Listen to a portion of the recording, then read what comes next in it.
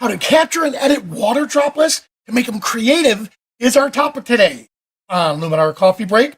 Let's see what we can accomplish in 10 minutes or less, starting now.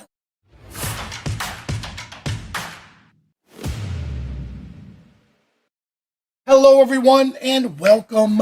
I'm getting ready to head out for the medieval workshop that we'll be doing in New Jersey, but I wanted to make sure that I took a later flight because I'm really excited about this topic today. My good buddy Russ came in from Orlando, drove over to where I am, and we did these water droplets. Let me show you. This is straight out of camera. Look at this. They bring on a life of their own. I forgot what it's called when you look at an object and it takes on human characteristics. But look at this. So what I want to do is I want to show you, again, these are straight out of the camera without doing any of the editing, but I want to show you what we did and how to capture these. And then I'm going to show you what we can do to edit these images. All right. So here was the setup. I just did it in my living room.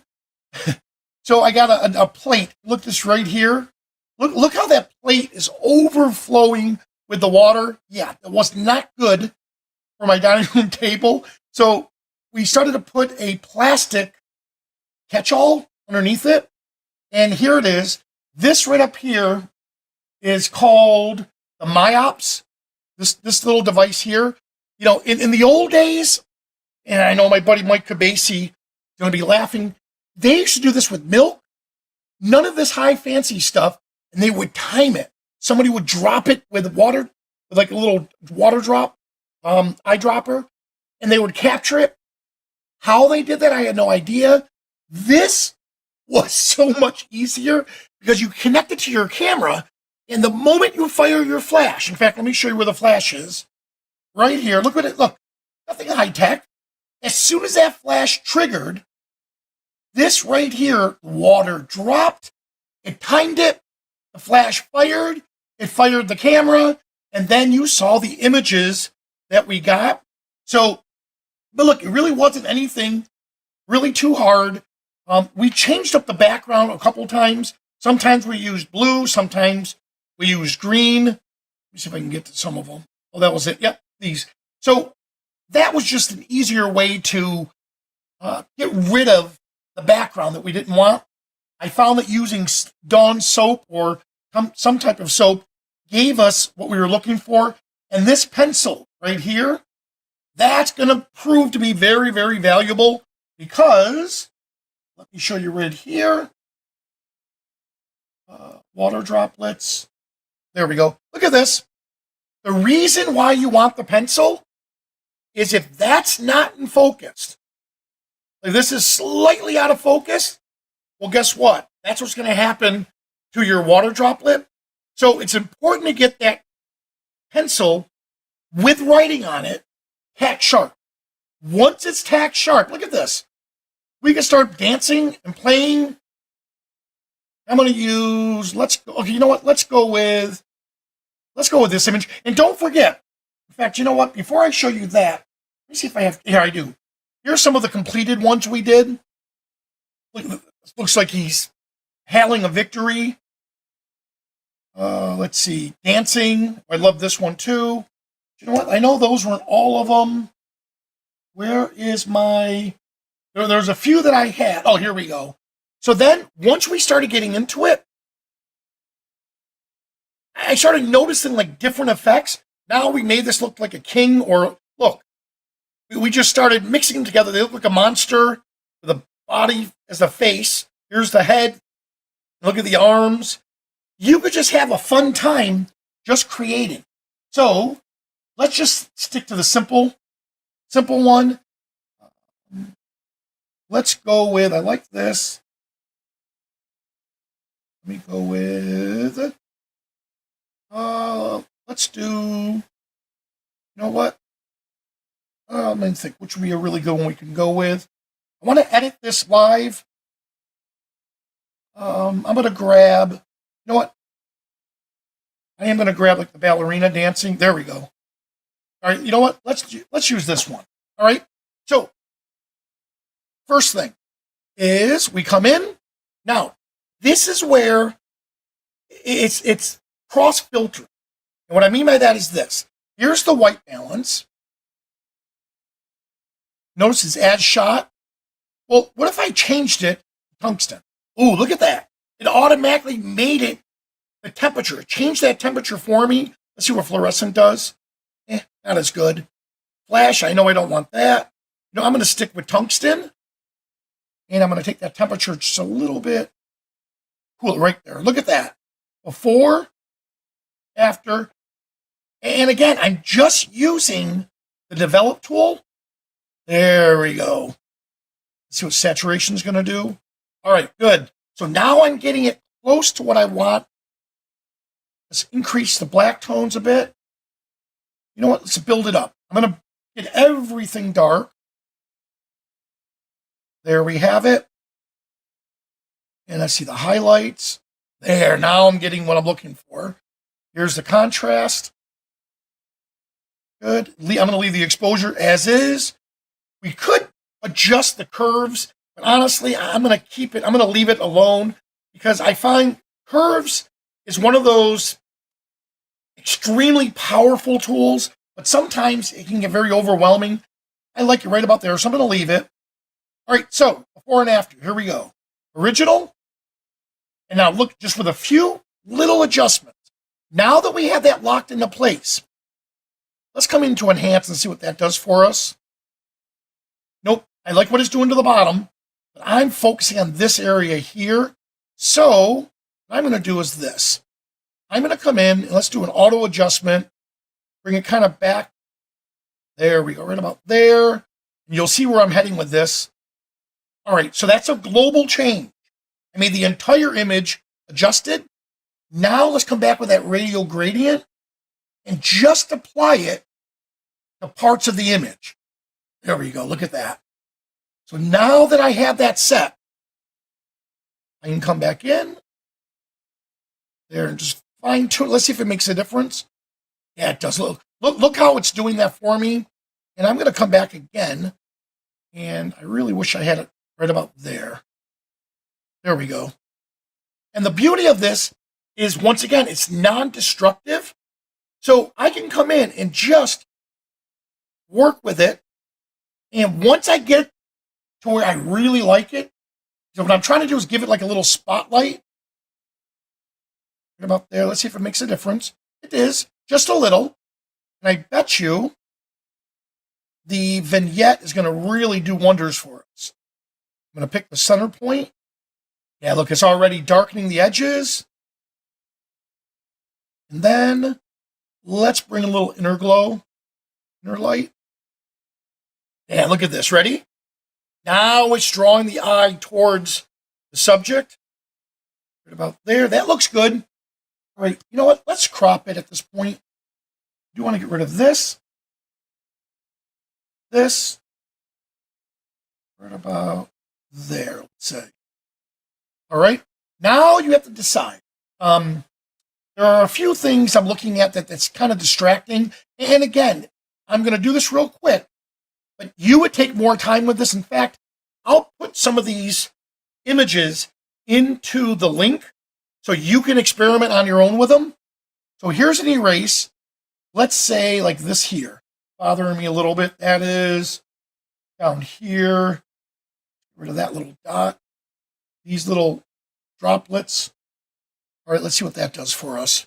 I like the rest of it. I like how it's coming up. All right, and give it a moment. And once it, there, oh yeah, look at that. Yeah, that helped out. Let's see. Before, after.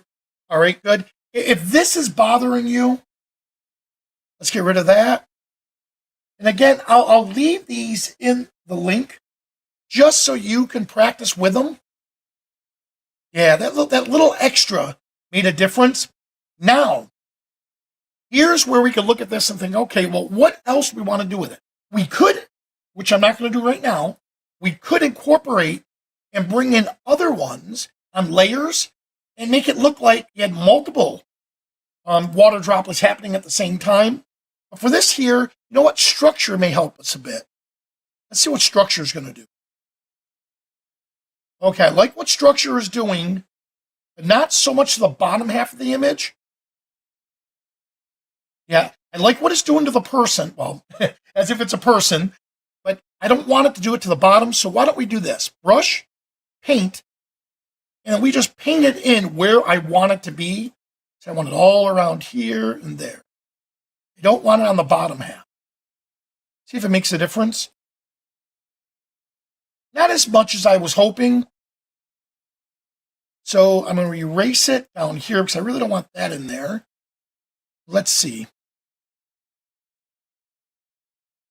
Adjust. Okay, there we go. And boost it up a little bit. Okay, good. So it is adding it. It's adding a little extra for me. I like it. And we're set with it. All right. So once again, for the setup, simple. I did just get this right here. It's MIOPS, MIOPS. That's what this is here. I used a platypod. So if you notice down here, the little platypod here, I just put an extension. This is typically I would have used a C-stand, but this is on a table, and this is so much easier. And then you get the cord to sync it. Now, I know the newer ones actually has it to where it's wireless, to where if your camera has wireless capabilities, it'll sync up wirelessly and do everything that we're doing. This was kind of a pain in the neck, but it was fun. It was a fun type shoot. Let me show you one more time. So here we are, and here are some of the completed ones that we did earlier. And there we have it. All right. So I hope that was helpful for you to where you won't just get creative. Oh, by the way, the lens that I did use a Tamron because it was the only macro lens I had. It was a 105. I used it. You could use a telephoto lens, but I like the macro lens because I didn't have to worry about the distance. Because typically you have a shooting range. If you have a telephoto lens, it could be 6 feet. So I wanted to be up close because we were making a major mess. And it was just so much easier to have the camera close to everything. So a macro lens will give you that. Experiment with it. Make it your own. Now, it comes time. We're going to do something really cool. But before I do, I'm going to show you the new images that caught my attention on our Facebook group. But before we do, we love to hear from you. Your feedback has been helping us tremendously on shaping where Luminar Neo is heading. So I have it right here. I'm sorry. So right here, one moment. Let me get back to it. Let me get the other one that I had. 1 second. Here we go. And I apologize. Split screen. Excuse me 1 second. So it wasn't this here. What I ended up doing was I created something a little bit different for you. Oh, right here. I got it. I am so sorry. I knew I had it. There it is. All right. So we love to hear your thoughts. Please scan the QR code, a real brief survey on where you want to head with Luminar Neo for the portrait side. Again, this will be great. If you could, take a screenshot of that. And if you do, you'll receive a free preset on that. All right? Sorry for the little delay there. Oh, there we go. All right, now comes the time where I'm really excited to show you these. All right? This right here, let me get to these first. There we go.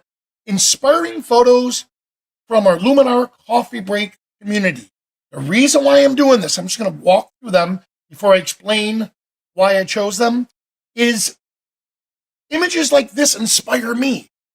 And I'm hoping it'll inspire you.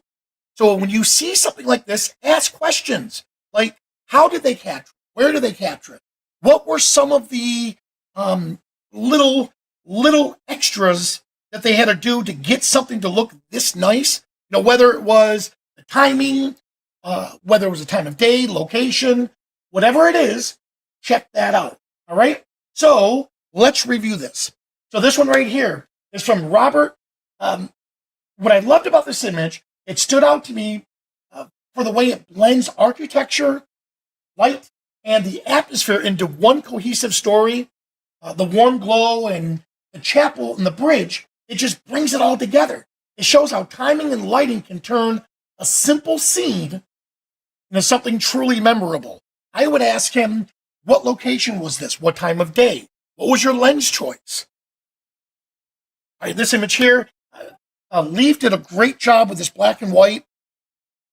So the image drew me in with his bold use of the black and white and emphasized the strength and the structure of the windmill, especially the angle that he shot this at. Now, the way the light hits the blades and the upper walls gives the scene's depth and direction, guiding my eye through the frame. Now, the photo shows how a thoughtful lighting and contrast is just turn an everyday, architecture like this into a visual, powerful story. And I'm sure people just walk by this every day and not really see it like this. All right, this image here from Patty stood out to me for its calm, its intimate look at a small moment in nature. I'm sure people walked by this and missed it many a times. Now, the soft light and the gentle focus of the snail's shell brings out the beautiful texture and the detail, while the curve and the leaf guides my eye perfectly through the frame. It shows, obviously, how patience and a close perspective can reveal the quiet beauty in everyday life.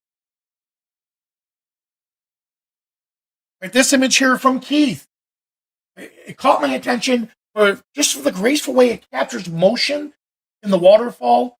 The slow shutter speed turns rushing water into a soft ribbons of light, giving the scene a sense of calm and flow while still showing the texture of the rocks beneath it. And I love how the different shades of colors were blended into it.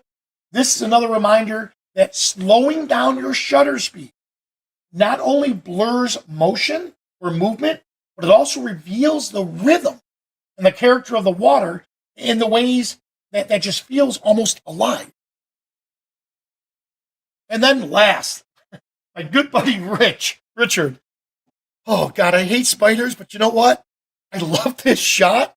The photo made me pause in the way to capture how he captured it, both delicacy and the strength of the spider's web. The light glancing across the strands added a touch of color and sparkle, while the sharp details of the spider itself gives the image real presence. It shows how careful use of backlighting can turn a small object into something striking and full of life. I hope and pray Richard used like a 800 millimeter zoom lens. I would not want to get that close to that spider. But let's look at these again. So again, these are just some of my inspiring photos. Guys, check out our Facebook group. With what they're posting, it's just absolutely amazing. Again, Robert, Leaf, Patty, Keith, and Richard. All right? So I hope that was helpful for everyone. And I want to thank you so much. Now, if you're here, please stick around for the Ask Me Anything segment. Everyone else, thanks so much for watching. Right? And I'll see you at the next coffee break.